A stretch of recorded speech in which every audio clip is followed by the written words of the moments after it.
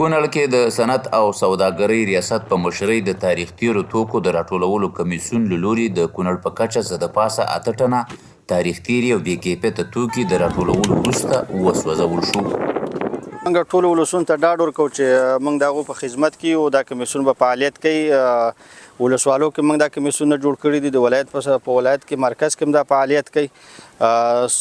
ټولو تجارانو او سوداګرو دکاندارانو ته جدي سپارښتنه کوو چې داسې جنس د عرضه کولو نه چې هغه تاریخ تېرې یا بې کیفیته یا تقلبي د هغې نه ډډه وکړي او ځان ترې وساتي.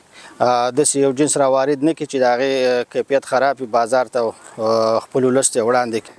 د بې کیفیته او تاریخ تېرو توکو د راټولولو کمیسیون غړي وایي په سوداګرو او هټیوالو یې غږ کړی چې پر خلکو د بې کیفیته او تاریخ تېرو توکو د خرڅلاو مخه ونیسي او که هر څوک د تاریخ تېرو توکو په پلور ونیول شي مجازات به یې کړي.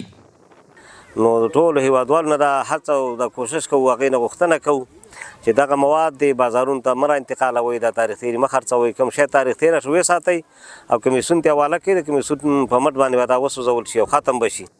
د یادولو ده دغه تاریخ تېرې او بې کیفیته بېلابېل توکي د همدې روان کال په اوږدو کې راټول شوي او نن وسوځول شو.